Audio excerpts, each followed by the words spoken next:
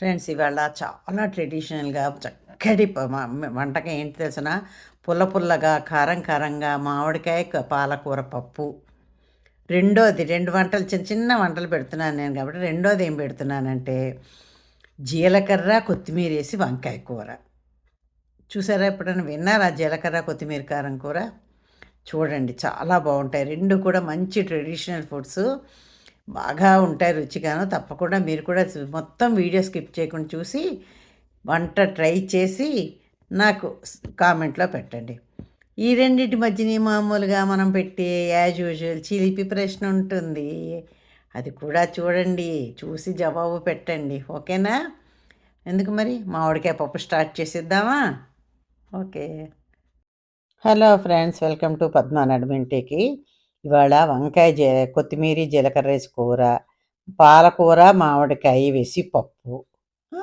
రెండు ట్రెడిషనల్ వంటలు పెడుతున్నాను. పాతకాలం వంటలే పెడుతున్నాను ఎక్కువగా నేను. ఇప్పటిలాగా మసాలాలు అవి కాకుండా ఇలాంటివి పెడుతున్నాను. ఈ వారం అంతా ఇవన్నీ చెప్పాను కదా. ఓకేనా? స్టార్ట్ చేసిద్దాం రండి పప్పు.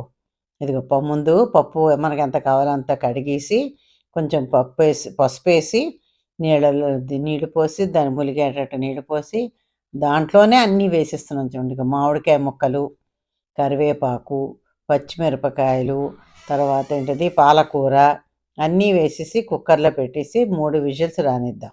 ఉప్పు వేయాలి. మామిడికాయ పప్పుకి ముందు ఉప్పు వేస్తే బాగా కుక్కర్లో ఉడుకుతుంది, లేకపోతే ఉడకదనమాట. కుక్కర్లో ఉడకాలంటే కొంచెం కొంచెం ఉప్పు వేయండి, తర్వాత మళ్ళీ కొంచెం వేసుకుంది. నేను కుక్కర్లో పెట్టేసాము. దీని మీదేమో మూత పెట్టాం. కుక్కర్ 3 విజిల్స్ వచ్చి పప్పు తీసాం. ఇప్పుడు దీనికేమో పోపు వేస్తున్నాం. పోపు కూడా కొంచెం నెయ్యి పోపు వేస్తున్నాను, అది కూడా చెప్తున్నాను. నెయ్యి నూనె కలిపేస్తాను. ఏమీ లేదు, పోపు కూడా సింపుల్. ఆవాలు జీలకర్ర అది వేసి కరివేపాకు వేసి కొంచెం వెల్లుల్లిపాయలు కచ్చా పచ్చగా దంచి వేస్తాం, పచ్చిమిరపకాయలు వేసుకుంటాం. మళ్ళీ పోపులో కూడా కొంచెం వేస్తే రుచిగా ఉంటుంది. దీనికి ఎర్రకారం వేయం అనమాట. ఇలాగ వేసి చేస్తే కారం కరెక్ట్గా పచ్చి కారం సరిపోతుంది, పచ్చిమిరపకాయల కారం. అది వేగిన తర్వాత ఈ పోపు అందులో వేసేయాలి.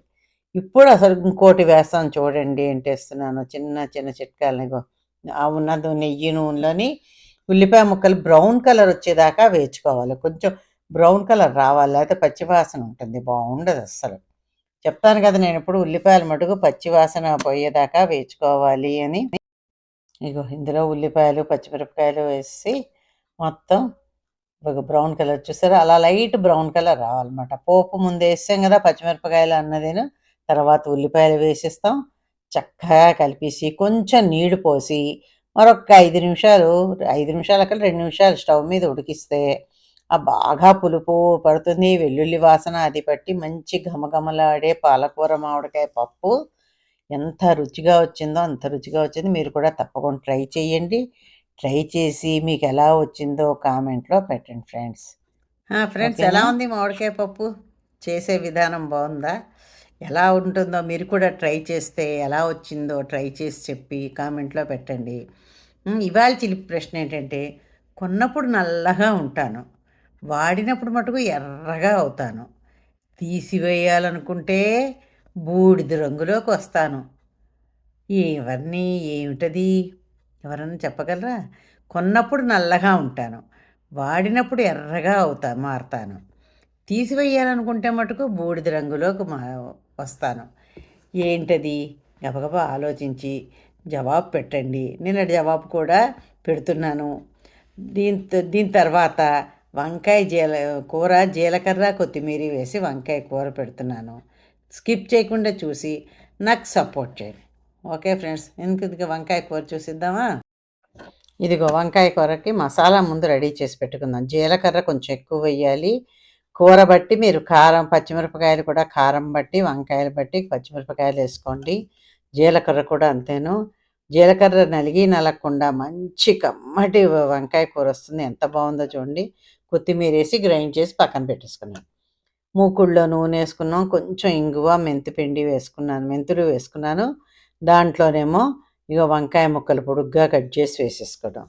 వంకాయ ముక్కలతో పాటు వంకాయకి ఎప్పుడు కూడా ముందే ఉప్పు పసుపు వేసుకోవాలి, చెప్తాను కదండి. ఉప్పు నీళ్ళలో కూడా వేసుకొని ఉంచుకుంటాం, కాకుండా దాన్ని బట్టి ఉప్పు వేసుకుంటాం. ఉప్పు పసుపు వేసుకొని బాగా కలిపేసి మూత పెట్టేసి మగ్గనిస్తాం. చెప్పాను కదా, సింపుల్ సింపుల్ వంటలు అనమాట. రెండు కూడా చాలా సింపుల్గా తొందరగా ఎక్కడికన్నా వెళ్ళొచ్చామనుకోండి, అలసిపోయి ఉంటే ఇలాంటి వంటలు చేసుకొని తినేసి హాయిగా పడుకోవచ్చు.